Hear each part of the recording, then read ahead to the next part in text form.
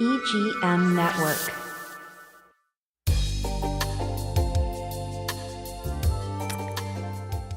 Welcome to Community Conversations. Good afternoon to everyone that's out there waiting for the afternoon thunderstorms. It's Florida and it's summer. So we are going to have a wonderful show today, though. I'm so glad that you've dialed in to us. We are going to be talking with Megan and Robert, two wonderful people that I hope you have the opportunity to talk to as they work for our Indian River County Human Services area. So welcome, folks. Hi, Vicki. How are you? I'm fine, thank you.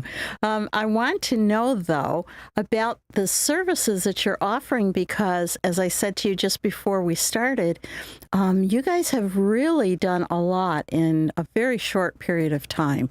And I'm not sure that everybody knows all the things that are available should they come to see you. First off, where would they come to see you? Which building of the county buildings? We are in Building B. Upstairs. It's upstairs above the DMV. Okay. Everybody knows where that is. Yes. The DMV. Yeah. Okay. So, Robert, you are a fairly new, fresh face there. Yes. Yeah. Just hit my 1 year about, 2 or 3 weeks ago? Yep. Congratulations. Thank you. Okay, so then I don't feel bad about asking you about services you provide. This is a test, Vicki. Yeah. Yes, exactly. But after a year, we should have it. We should have it down by now. Yes, so Excuse me. I'm the program coordinator for both Human Services and Children's Services. We'll start with Human Services. Okay. Some of our two big programs that we offer are rental and utility assistance. Utility assistance includes both water and electric. Okay. And then we have our voucher program. So our first voucher program is our food voucher program that's in partnership with the United Against Poverty. A lot of people will know them as the UP Center. Mm-hmm. We issue a $10 food voucher for them. And I know what you're thinking, $10. But UP Center, it goes way farther than a traditional, grocery store. You could fill up your buggy with the $10. And so let me ask you this. Could that voucher be used to get the first year's membership, or is it food only? So it's food only. Okay. Right. Okay. And then we have one that you're very familiar with Treasure Coast Community Health. We have our prescription voucher program. So our prescription vouchers are in partnership with a number of pharmacies here in town, but we want to thank you again for your continued partnership with Treasure Coast Community Health. We've been doing that for quite a while, and we always appreciate your support. Well, and for anyone who uses Treasure Coast Community Health, they get their pharmacy discounts already. Right. But you do have to be a patient. We don't have an open pharmacy. So for many others, that voucher program is very important. When we're looking at some of our programs, I think it's just important to know that the Board of County Commissioners has been very generous and is always looking at ways they can help their citizens. These programs are really designed for working families or those on fixed incomes like senior citizens or people that are on disability. And they're designed to help people when they're in a time of crisis or need. So we offer the rental and electric and utility assistance once a year. People come in, and if they have an emergency, a lot of people don't know that when your refrigerator breaks down, that could spiral into homelessness. Most of our families in Indian River County are in the Alice population, living paycheck to paycheck. And an emergency like that can really put a downward spiral on where they're going to get their next meal or if they can pay rent. So I'll let Robert tell a little bit about some of the requirements and what it looks like, but it's helping these people on a time of need and helping them get back up on their feet so that they can be successful, throughout the year. Right. And all of our programs have slightly different requirements. I'll talk to the broad ones that across most of the programs. Okay. If you want more detailed information on this, you can always go to our website, indianriver.gov. At the top there'll be a tab called Services. You highlight that, and then there'll be a drop-down for Human Services. Click that, and that will have everything that you'll need for whichever program you would like to receive assistance for.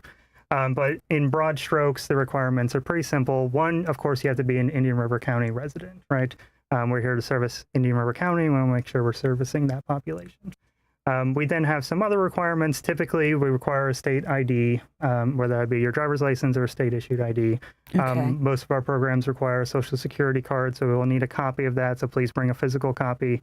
and then proof of income, whether that be, your pay stubs or benefit letters, whatever applies to you as an individual. So is this for individuals that are either over 18 or emancipated if they're younger, or is it 21 or, how? It's 18. 18? Yep. Okay. Okay. Yeah. That's... Yeah. Right. That, like you say, every program's got something different. Yeah. And Right. I know sometimes the kids are struggling and they don't Yeah. necessarily have family relations that are helping them Yeah. for one reason or another. In fact, one of the great things about Human Services, besides the programs, and you can research those and reach out to us at any time, is that we're really trying to increase wraparound supports. We don't want to be a place where you come once and we give you your assistance and we say goodbye. So we have been building partnerships across the community. When people come in, we try to link them to different resources because we know if we can help them in job training or financial planning, there's a much better success rate that they're not going to be needing to come in next year. We just met with Career Resources. We found out, which is great. I could talk about these programs all day long, but we just found out that they have an internship program for young adults 18 through 24. They go through a career training and then they get placed into businesses, and the Career Resource has a grant for $15 an hour. Mm-hmm. So a lot of these young people still living at home, now they're able to help and provide for their family. So we're really working on how we can really support the families and not just be a handout, but be a hand up. So I'm going to come back to the comment about once a year.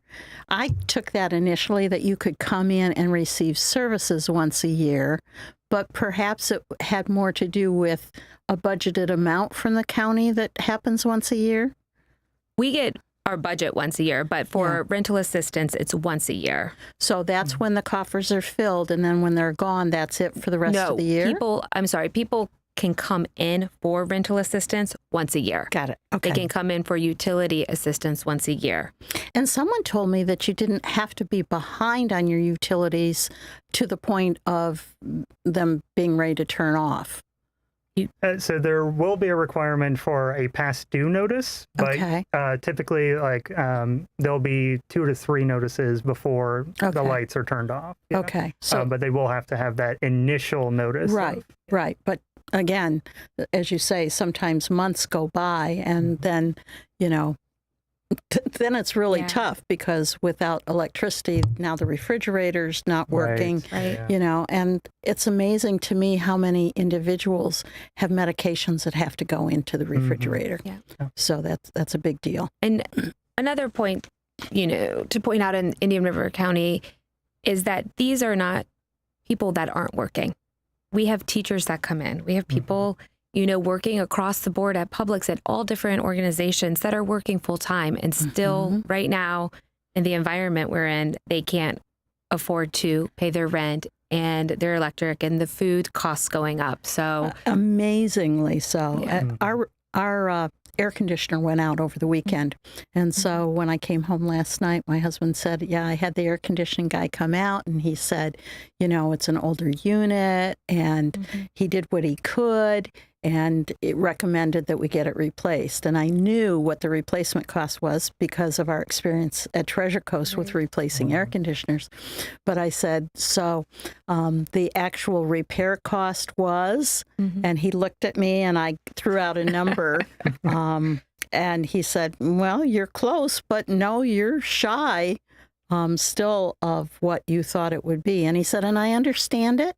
He said, because I went online after the man left and looked to see what just a thermostat would cost. And it was over $500. Yeah. And it was like, oh my goodness. So a little thing like that, no matter what your income, can be shocking. And then how do you cope? Right. And one of the other factors playing into this is that historically there's been multiple agencies that have been able to offer prevention funding to prevent homelessness. At this current time, there is no other agencies that have funding. There's been state and federal cuts. We've lost $600,000 to Indian River County in homelessness prevention. Again, thankfully the Board of County Commissioners have stepped up to be able to help with this. We are 4 times in August alone, 4 times over our rental assistance than we historically have ever been. And we've had to go back to the Board of County Commissioners and ask if they would help us get through September to end our fiscal year, which we're hoping. We just put it in, but we're pretty confident that we'll see that. Well, and, I know that being a county commissioner is a difficult position. One might even say a no-win, regardless of how you vote. And I think it's really commendable that you're able to say that at the same time that we know they're having to say no to other increases. So their heart is really for the people. Okay. I mean, if there was ever any doubt, these kinds of actions speak much louder than any words would. Yeah. They've been very supportive throughout the whole process. So we have the need to take a short break. Okay. I just looked at the clock Okay, and good. we're about halfway through already. Good, because we can come back and talk about children's services, which you'll have to pull me off the mic for at the end of that. Excellent. So short break for a word from our sponsors. Don't go away. Megan and her friend Robert will be right back.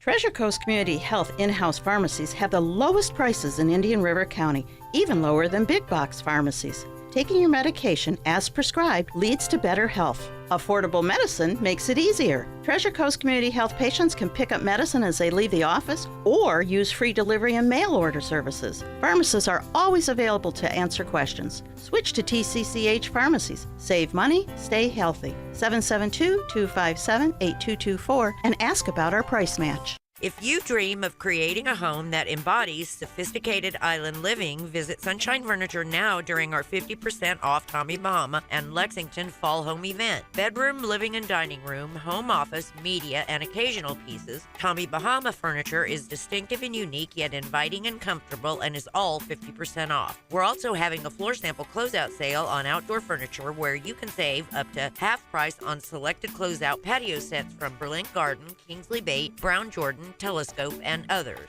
Chaises, chairs, sofas, love seats, dining sets, and fire pits, all built to withstand the Florida elements, and we specialize in replacement cushions, umbrellas, outdoor lamps, and rugs. Also, all pictures, lamps, and accessories are half price. Don't forget to visit our outlet and sales center directly across the street for the best deals anywhere. Sunshine Furniture, 1295 US 1 in Vero Beach. Visit our website at sunshinefurniturecasual.com and come in now for the 50% off Tommy Bahama Fall sale. It's time to call Easy Brew Coffee and Bottled Water Service and learn just how much you can save and how convenient it is to have your coffee and bottled water delivered right to your home or office. In addition to water coolers, Easy Brew offers individual bottles of water in 8 or 16-ounce bottles. No more lugging it home or dragging it into the office. Serving the Treasure Coast for over 2 decades, 2 letters, 1 simple name. Easy for Easy Brew. Visit e-zbrew.com or call 800-792-3285. Easy Brew. And welcome back to Community Conversations. If you're just joining, my name is Vicki Soule. I'm the CEO of Treasure Coast Community Health, and we offer primary care services at multiple locations around town for your convenience. And also for your convenience, we try to put multiple services under one roof so that you don't have to bring multiple copies of your pharmaceuticals or set up a number of conflicting appointments. It's sort of a one-size-fits-all with specialized attention to you as an individual, if that makes sense. Yeah. So we're very happy that we're able to collaborate so with a number of organizations around town. And in this particular week, we've got 2 folks here who work for Indian River County proper in their human and children's services area. So welcome back from our break. Megan, you want to talk about children's services. Yeah, so we are very fortunate. I feel blessed every day I go to work with the amount of support we can provide the community and the partnerships that we get to make. One of my favorite things is children's services. The Board of County Commissioners each year allocates a certain amount of funding to go to different organizations and nonprofits that serve children and families. We're wrapping up this fiscal year, and for the fiscal year we're in, which is wrapping up, we were allocated $3.2 million And we are funding 46 programs across Indian River County that are all designed to help us support the needs that we identified in our 5-year needs assessment. And you did that 2 years ago? Correct. Okay. So we just finished up our 3rd year update, which will roll out in October. But the needs assessment really identified that 3 funding priorities: health and well-being, nurturing families and communities, and success in school and life. And this year was really exciting because we did a parent and caregiver community feedback survey. We had over 435 responses, which That's makes great. it Scientifically accurate. significant, That's right. accurate. And what That's we great. heard from a lot of the parents is that they want more access to quality mental health, Mm-hmm. early learning opportunities, teen mentorship, and college and career pathways. Okay. So this year, we are really trying to focus on building community forums around these areas to bring the right people in the right places. For more community education and prevention work? It is for multiple purposes. Okay. One is for community information. Okay. One is to hear the voice of the community. Okay. And the other is really to form action networks around these areas.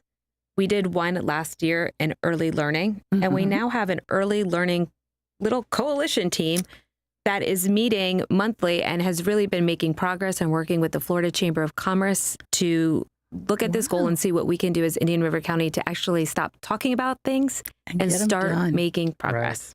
That's super. Yeah. We'll talk ourselves to death. Yeah.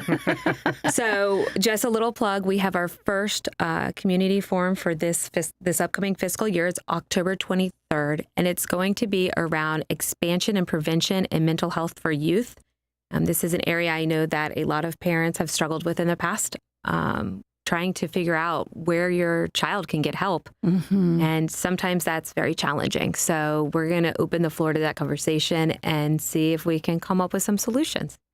That's wonderful. I know there is a lot of activity on mental health for all ages, but it's sort of like pouring water into sand. There never seems to be a noticeable difference. So we got to keep doing it. Yeah. And I'm learning through this journey that there are more resources, I think, than people understand. However, they don't know where to go to get it. So it's one about increasing access, but also then about sharing where you can go as a, So I have to give a plug to the Mental Perfect. Health Collaborative. Yes. Okay, because the Mental Health Collaborative provides almost nothing in actual therapy services, but they are connected to every mental health provider in this county and others. And so they take care of that matching between your need and your insurance coverage or lack of, and who's out there that can then be a good match for that need. So Wes Salmons, Yes.